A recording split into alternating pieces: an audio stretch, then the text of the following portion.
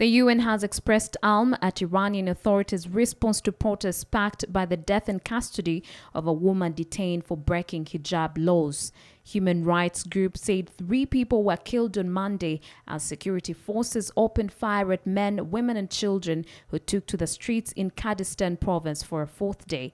Protests also took place in Tehran.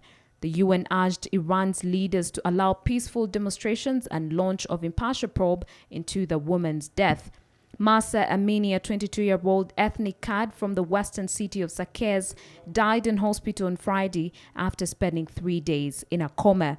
She was with her brother in Tehran on Tuesday when she was arrested by morality police, who accused her of breaking the law requiring women to cover their hair with a hijab or a headscarf and their arms and legs with loose clothing. She fell into a coma shortly after collapsing at a detention center.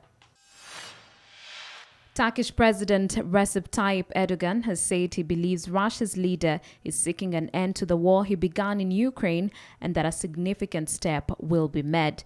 He said his impression from recent talks with Vladimir Putin was that he wanted to end this as soon as possible. Ukraine has recaptured swathes of its territory this month.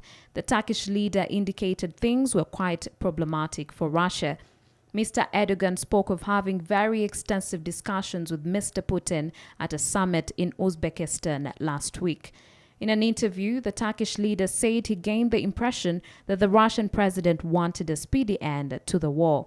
He also said 200 hostages would soon be exchanged between the two sides. He gave no further detail of who would be included in such a prisoner swap.